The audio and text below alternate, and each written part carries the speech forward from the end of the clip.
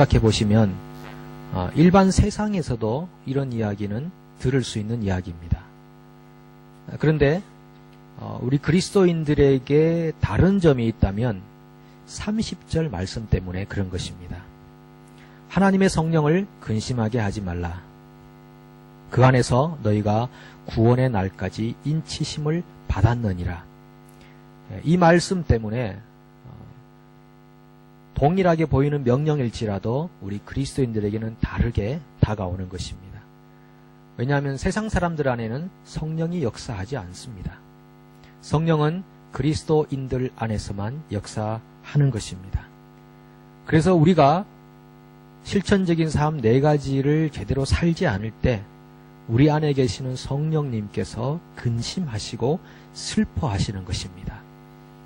거짓을 행하며 산다든지, 분을 내고 사람을 미워한다든지, 그리고 게으르게 살면서 남에게만 의존하여 산다든지, 상처 주는 말을 하고 남을 통제하는 말을 하며 살아갈 때 우리 안에 계시는 성령이 근심하시고 슬퍼하시는 것입니다.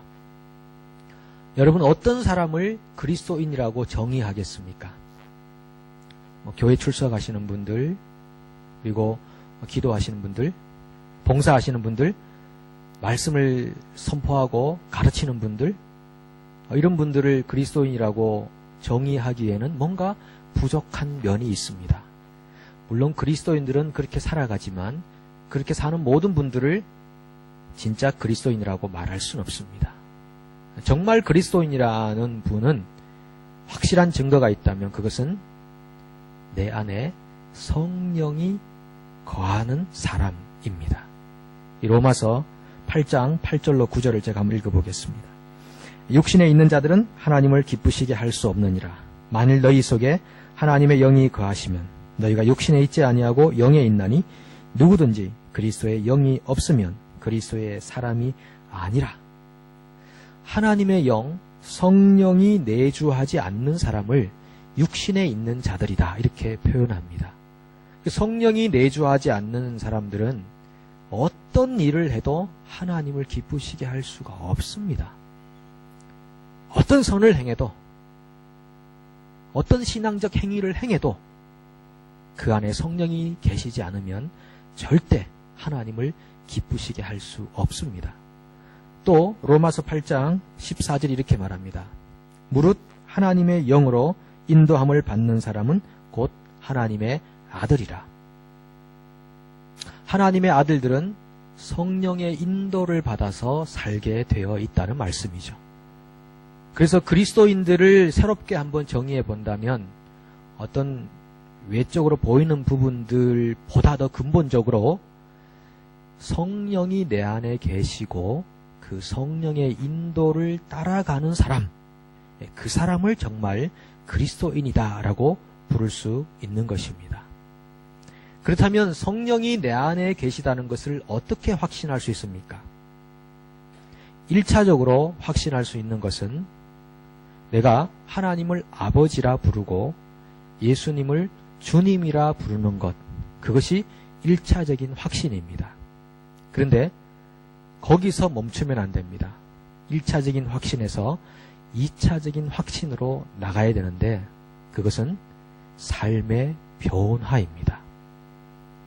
내가 하나님을 아버지로 부르고 예수님을 주님으로 불렀다면 1차적으로 나는 하나님의 사람이다 라고 확신할 수 있지만, 그러나 두 번째, 삶의 변화가 있는가를 스스로 점검해 봐야 한다는 것입니다. 그래서 성령이 내 안에 거주하는 사람은 실천적인 삶을 살지 못할 때 우리의 마음에 불안함과 또 기쁨이 사라짐과 또 평안이 사라짐과 이런 것들을 경험하게 되어 있습니다. 성령이 우리 안에 거하시면은 우리의 소원이 달라지게 되어 있습니다.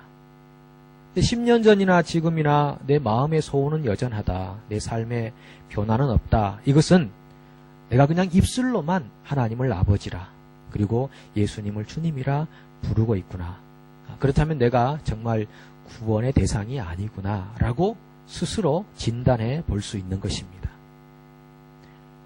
그래서 빌립보서 2장 13절 이렇게 우리에게 말합니다. 너희 안에서 행하시는 이는 하나님이시니 자기의 기쁘신 뜻을 위하여 너희로 소원을 두고 행하게 하시나니. 정말 성령이 우리 안에 계시면은 마음의 소망이 바뀌어지는 것입니다. 나도 정말 하나님 백성답게 한번 살아보고 싶다.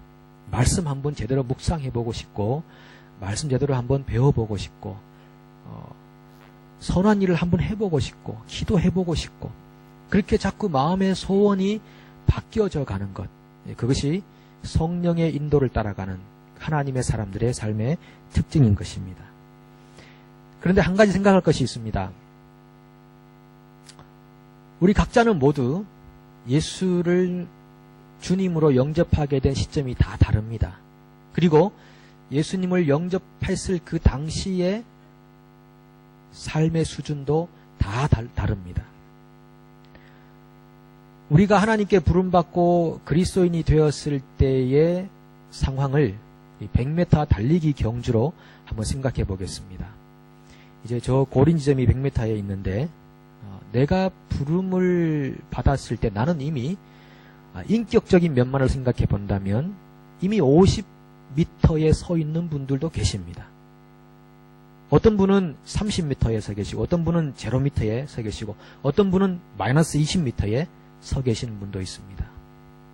그래서 우리가 삶의 변화라는 부분 때문에 확신을 갖게 된다는 것인데 내가 지금 예수를 믿게 되었을 때 인격적 상태를 다른 사람과 상대적으로 평가해서 나는 정말 그리스도인인가 아닌가를 평가할 수 없다는 말씀을 드리는 것입니다. 유전인자가 처음부터 품행이 바르고 인격이 좋은 분들로 태어난 분들이 계십니다. 제가 요즘 경험하는 것은 제 모습 속에서 제 형님을 본다는 것입니다. 제가 어릴 때 봤던 형님의 인상과 행동과 그 말하는 습관과 이런 것들을 가끔 경험하면서 깜짝 놀랍니다. 아, 내가 형님을 닮았구나. 그렇게 생각해 보는데요. 여러분 모두도 아마 형제를 비슷하게 닮거나 부모님을 많이 닮으셨을 것입니다. 그러니까 태어날 때부터 유전인자의 요소 때문에 좋은 인격과 성품을 가진 분도 계시고 또 태어날 때부터 나쁜 인격과 나쁜 성품을 가진 분들도 계신 것입니다. 그래서 중요한 것은 상대적으로 평가해서 내가 얼마나 그리스도인으로 변화된 삶을 살아가는가를 평가할 수 없다는 말씀입니다. 중요한 것은 하나님이 나를 바라보실 때 절대적인 평가로 내가 20년 전과 10년 전과 5년 전과 1년 전과 지금 어떤 다른 삶을 살고 있는가 하는 것이 우리 스스로가 성령의 인도함을 받는 삶을 사는가 그렇지 않은가를 진단할 수 있다는 것입니다. 중요한 것은 그렇게 성령의 인도함을 받는 사람들은 조금씩 전진해서 100m 꼬린 지점을 향해서 달려가고 있다는 것입니다. 그냥 그 자리에 멈춰 있거나 뒤로 물러가는 사람들은 성령의 인도함을 받는 사람들이 아니라는 말씀이죠. 만약 그리스도인들이 성령의 인도를 받지 않을 때 성령은 정말 슬퍼하고 근심하십니다. 그래서 우리의 마음에 있는 그 내적 평안이 사라지기 시작합니다. 영원한 하늘나라의 즐거움도 빼앗깁니다. 영성도 희미해집니다.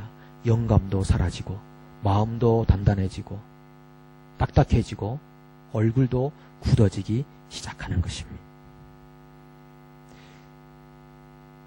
우리가 구원을 받았다고 하는 것은 지금 목표 지점이 어딘가 하면 그 100m 고린 지점까지 가는 것, 그것이 목표 지점입니다. 그래서 오늘 성경이 말하기를 그 안에서 너희가 구원의 날까지 인치심을 받았느니라. 이 구원의 날, 그것이 바로 100m 고린 지점인 것입니다. 이 구원의 날은 어떤 날인가 하면요, 우리에게 지금 다가오고 있는 날인데 정말 말할 수 없는 영광과 그 놀라운 은혜의 날입니다. 지금 우리가 희미하게 생각하고 있는 것, 풀리지 않고 해석이 안 되는 하나님 나라의 비밀들을 완전하게 이해하는 날입니다. 더 이상 죄나 시험이나 유혹이 우리를 못살게 굴게 할 수 없는 그런 날입니다. 그리고 우리의 모든 죄가 완벽하게 깨끗하게 씻음을 받아서 하나님 보시기에 정말 찬란한 빛이 나는 흰옷을 입고 있는 사람들로 설 수 있는 날, 그 날이 우리가 생각하고 있는 구원의 날입니다. 우리는 그때까지 계속해서 전진하여 가게 되어 있다는 말씀입니다. 성령께서 우리를 코치하실 것입니다. 그날까지. 그런데 어떤 부분에서 우리를 코치하시는가 하면 여러분 31절과 32절을 보시면은 대부분 인격적인 면을 코치하는 것입니다.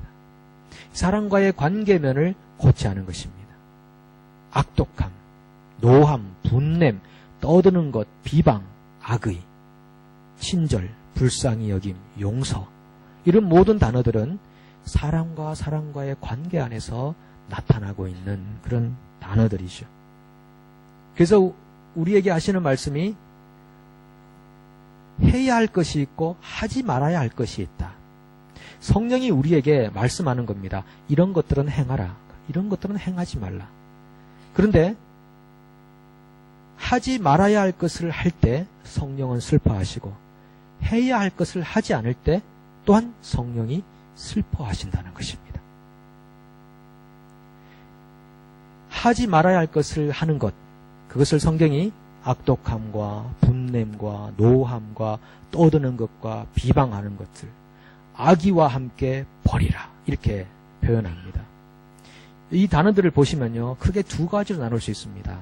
악독함과 악이라는 것은 마음의 동기를 말하는 것이고, 나머지 단어들은 대부분 말과 관련된 단어들입니다. 그래서 시편 기자가 말하기를 내 입술의 모든 말과 내 마음의 묵상이 주께 연락되기를 원하나이다. 우리는 매일같이 이런 영적 전쟁에 서 있는 것입니다. 마음의 동기가 어떠냐? 그 동기로부터 흘러나오는 말은 어떠하냐라는 것입니다. 여러분, 지금 이 말씀을 믿지 않는 세상인들을 향해 하는 말씀이 아닙니다. 지금 예수를 믿고 구원을 받았다고 하는 에베소 교회 교인들을 향해서 하는 말씀입니다. 그 교인들 안에 악독함이 있다는 것입니다. 악의가 있다는 것입니다. 분냄과 노함과 떠드는 것과 비방의 말이 있다는 것입니다. 왜냐하면 예수를 우리가 믿어도 한꺼번에 변화가 안 되기 때문이죠. 여러분 속에 악독한 마음은 없습니까? 이 악한 동기를 가진 마음입니다. 사람과 사람과의 만남과 관계를 의미하는데, 사람을 볼 때 혹시 부정적인 마음으로 항상 바라보진 않습니까? 그분의 장점보다도 단점과 흠이 어떤 것인가부터 보이지는 않습니까? 실제로 그분은 그렇지 않은데 늘상 나쁘게 생각하는 면은 없습니까? 그런 면들이 바로 악독과 악의에 해당되는 이야기들입니다. 그런데 이럴 수 있습니다. 내가 지금 그렇게 사람을 나쁘게 생각하고 단점을 보는 것은 내가 예전에 경험한 상처가 있기 때문입니다. 내가 사람에게 엄청나게 상처와 실망을 경험했기 때문에 나도 모르게 자동 시스템으로 사람을 볼 때마다 그렇게 바라보는 면이 있습니다. 라고 한다 할지라도 그 상처를 극복해야 한다는 것입니다. 그런 마음을 가지고 있을 때 어떤 말이 나옵니까? 노함, 분냄, 떠듬, 비방, 이런 것들이 마음의 상태로부터 말로 표현되어 나온다는 것입니다. 성경은 우리에게 그것들을 버리라, 단순하게 명령하는 것입니다. 어떤 면에서는 그것을 위해 기도하라고 하지 않습니다. 그것을 위해 기도하라가 아니라 그것을 과감하게 던져 버리라 라고 말씀하는 것입니다. 실천적인 삶으로 우리에게 명령하는 것입니다. 제가 지난주에 좀 이렇게 경험했던, 자주 반복적으로 경험했던 한 장면들이 있는데요. 이제 예배당 바깥에서도 우리 많은 그런 부분들이 있겠습니다만 주로 여자 성도님들이 주중에 이렇게 많이 교회를 왔다 갔다 하시는데 제가 볼 때는 여자 성도님들이 음식을 자주 드시는 것 같았습니다. 조금 전에 저랑 같이 음식을 먹었는데 조금 후에 보면 또 3, 4, 5 모여서 음식을 드시고 계시더라고요. 제가 그거를 한 번 본 게 아니고요. 자주 반복해서 봤습니다. 여자분들이 저렇게 많은 음식을 드시는구나.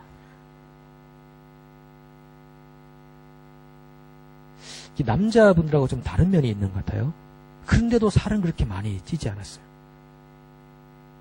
자, 이런 상황을 제가 맞이했을 때 제가 좀 악독한 마음을 가지면 도대체 먹기 위해 사는 거야? 살기 위해 먹는 거야?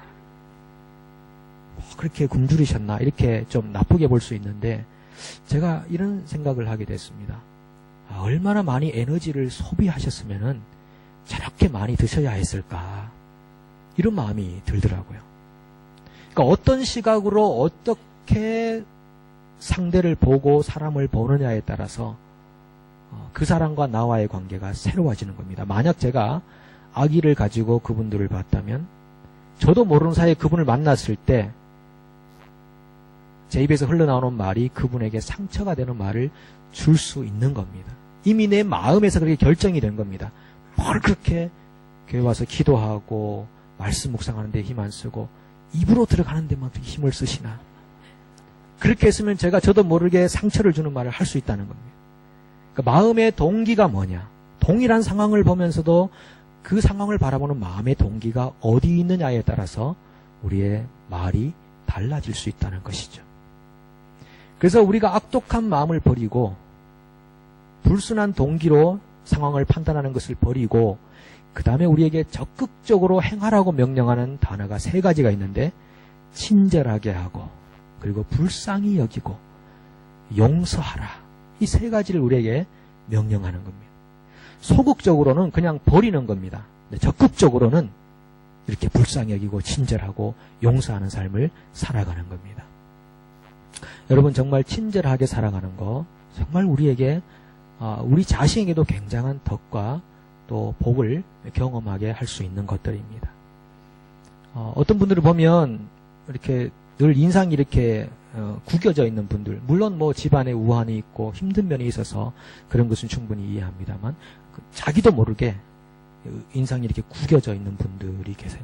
그리고 입이 이렇게 조금 나와 있는 분들이 계십니다. 그리고 항상 이렇게 여쭤보고 싶은 집안에 무슨 일 있으세요?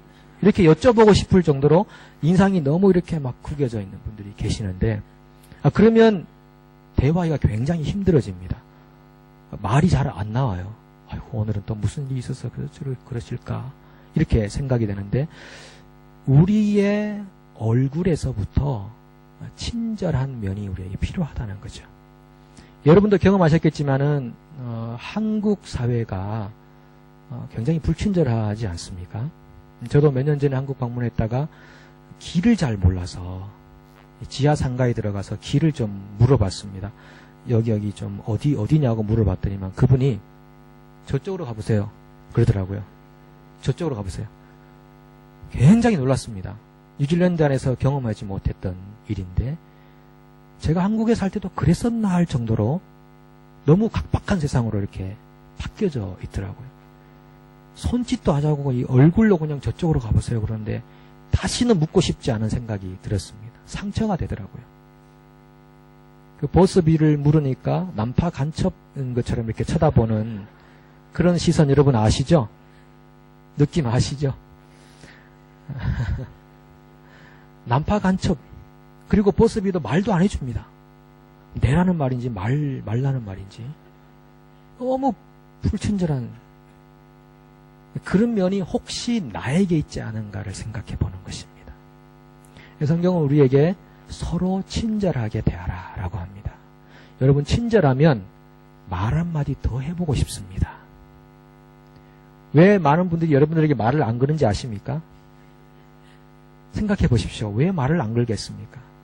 말 걸기가 무서우니까 말을 안 거는 겁니다.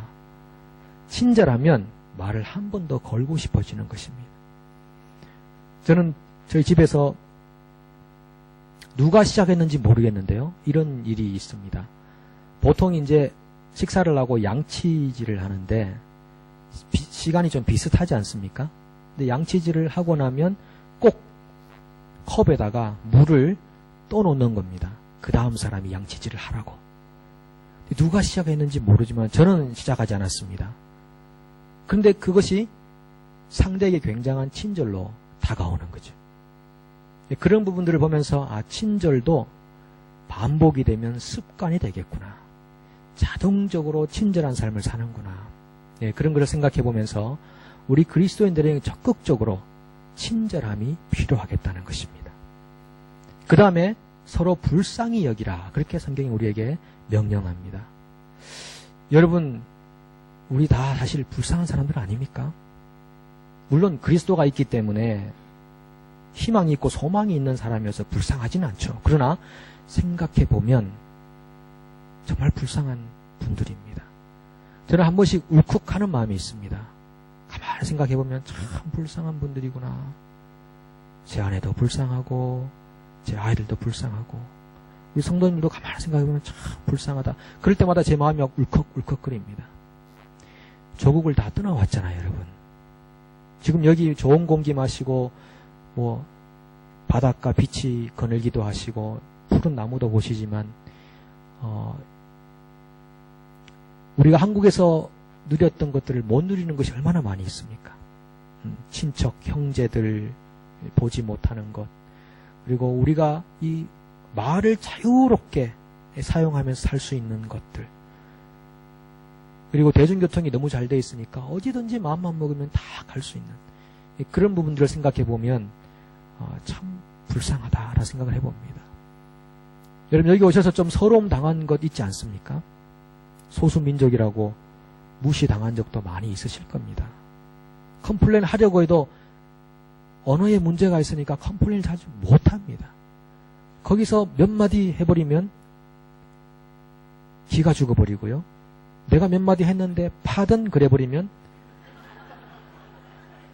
그냥 파고 들어가고 싶은 마음밖에 생기지 않고 정말 불쌍해. 저도 스스로를 보면서 내가 왜 이렇게 초라하게 됐지? 그런 생각을 해보고 정말 그런 면이 있습니다. 우리 자녀들은 또 어떻습니까? 부모의 의지를 따라서 이곳으로 왔는데 1.5세 같은 경우는요.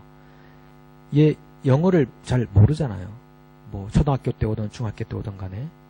그러면 처음에 그 적응하는데 굉장한 스트레스를 받습니다. 제가 딸이 4살 때 여기 왔는데 그 아이를 유치원에 처음에 데려다 놓고 오는데 발걸음이 안 떨어지는 거죠. 막 우는데 낯선 곳에 자기를 떨어뜨리고 오니까 그거 선생님은 무조건 가라고 그러잖아요. 여기는요. 극복하는데 쉽지 않았고 나중에 학교 들어갔는데 ABCD만 겨우 떼고 학교를 들어갔는데 물어봤습니다. 너 처음에 어떻게 그렇게 학교에 적응했냐 그러니까 못 알아들으니까요. 친구들 하는 거 보고 따라했다고 그러더라고요. 근데 그 말 듣는데 마음이 좀 불쌍하더라고요. 얼마나 힘들었겠냐 이 아이가.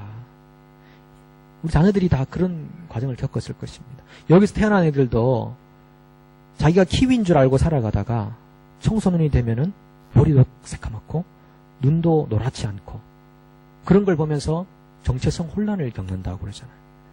때로는 이 사회에도 적응 못하고 저 사회도 적응 못하고 그런 걸 보면 참 불쌍한 사람들이다 라는 생각을 해보는 겁니다. 우리 교회에는 아마 50대 분들이 가장 많은 것 같아요. 50대 분들이. 근데 그 정도 연세시면은 주로 아마 50년대나 60년대에 태어나신 분들이 많으실 텐데 어떤 이제 어르신들은 6.25 전쟁까지 다 경험하신 분도 계시고 그리고 일제 강점하에 살아셨던 우리 어르신들도 계시고 격동의 70년대와 80년대를 겪어온 우리 또 성도님들도 많이 계시지 않습니까? 땀 흘려 일하고 열심히 수고하고 노력하고 하시다가 이곳으로 오셨는데 여기서도 그렇게 한국처럼 수입을 이렇게 많이 가지는 것도 아니고 그런 좀 안타까운 면들이 얼마나 많이 있습니까? 이런 것 저런 거 생각하면은 자, 정말 고생 많으셨다. 정말 힘드셨겠구나. 얼마나 불쌍하냐. 그런 마음이 들어가는 것입니다. 여러분, 서로를 좀 불쌍히 여기십시오. 불쌍히 여기는 마음이 있으면 관계가 달라질 겁니다. 죄송한데 여러분 옆 사람 한번 쳐다보십시오. 자, 긍휼의 눈으로 한번 바라보시죠. 긍휼의 눈으로. 불쌍하다 이렇게 생각하면 정말 불쌍한 분들. 그런 마음으로 관계를 맺는 것이 그리스도인들의 삶의 실천적 과제라는 겁니다. 불쌍히 여기는. 마지막으로 용서하라 이렇게 말합니다. 우리가 하는 용서는요, 새로운 일이 아닙니다. 이것은 누가 이미 행한 일이죠. 하나님께서 그리스도 안에서 우리를 이미 용서하신 모델 케이스가 있는 겁니다. 용서받은 사람들의 특징, 용서하는 것입니다. 여러분, 용서 못할 분들 사실 많이 있잖아요. 용서는 참 힘든 것 같아요. 참 힘든 것 같아요. 그런데도 성경은 우리에게 용서하라고 명령합니다. 일사부재리의 원칙 아시지 않습니까? 법률용어로. 동일한 죄의 항목에 대해서는 그리고 이미 처벌을 가한 것에 대해서는 다시 묻지 않는다. 만약 동일한 죄를 또 짓는다면 그것은 새로운 죄로 생각하고 새롭게 시작하는 겁니다. 일사부재리의 원칙이 있습니다. 하나님은 이미 우리의 모든 죄를 용서하셨습니다. 그래서 그거를 전문 용어로 말한다면 하나님은 뒤끝이 없으시다 이렇게 표현하는 거예요. 뒤끝이 없으세요. 이미 한번 용서한 거는 싹 다 잊어버리신 거예요. 근데 우리는 어떻습니까? 때로 뒤끝이 많습니다. 오래 남아 있습니다. 그래서 오늘 한번 죄를 범하면 지난번 15년 전부터 행했던 거 다 끄집어내가지고 이렇게 막 남편을 몰아세우지 않습니까? 주로 여자분들이 하는. 그때도 그랬고 작년에도 그랬고 10년 전에도 그랬고 이러면서 일사부재리 원칙을 적용하지 않는 겁니다. 싹 다 모아가지고 이러면 용서하기가 굉장히 힘들어진다라는 겁니다. 용서하면 나도 자유를 얻는 겁니다. 용서하지 않으면 나도 묶여있는 겁니다. 거기에. 그 사람도 묶어놓고 나도 묶어놓고 다 망하는 길을 가는 거죠. 여러분, 용서라는 그 단어의 의미를 한번 생각해 볼까요? 한자의 의미로. 원래 이 용자가 얼굴 용자라고 그럽니다. 얼굴용. 이제 얼굴은요, 눈으로 보고 냄새 맡고 듣고 먹고 하면서 원래 의미는 받아들인다는 의미가 있답니다. 받아들인다. 그러니까 얼굴을 가지고 있다는 것은 받아들인다는 겁니다. 상대를 수용할 마음을 가지고 있다. 이게 얼굴용자가 가르쳐주는 겁니다. 얼굴 없으신 분들 안 계시죠? 얼굴이 있으신 분들은 일단 다른 사람을 받아들이겠다는 뜻을 가진다는 말입니다. 그 다음에 용서할 서, 이것은 같을 여자에다가 마음 심자가 있습니다. 그러니까 상대방과 마음을 같이 해보는 거, 이게 용서할 서자입니다. 상대방을 받아들이고 상대방과 마음을 같이 하면 용서 못할 일이 없는 거죠. 예, 상대방의 입장에 한번 딱 서보면 그럴 수 있겠구나 이런 생각이 드는 겁니다. 저도 생각해 보는 겁니다. 그분이 왜 그러셨을까? 그분의 입장에 딱 서보니까 그럴 수 있겠구나 이런 생각이 드는 겁니다. 그러면 용서가 되는 겁니다. 그래, 무슨 이유가 있겠지, 무슨 사연이 있겠지, 이런 생각을 하게 되는 것입니다. 이런 실천적인 삶이 성령을 기쁘시게 하는 삶이고요, 하나님의 백성들의 실제적인 모습이 될 것입니다. 사랑하는 여러분, 오늘 우리는 성령을 근심되게 하지 말라. 이는 너희가 구속의 날까지 인치심을 받았느니라. 이 귀한 말씀을 인생으로 받은 사람들입니다. 적극적으로 서로 친절하게 하고 그리고 용서하시고 불쌍히 여기십시오. 그래서 여러분들의 삶 안에 영감이 떠나지 않고 내적 평안이 사라지지 않고 하늘의 기쁨과 위로가 날마다 샘솟듯 솟아나는 하나님의 사람을 될 수 있기를 축복합니다. 예, 기도하겠습니다.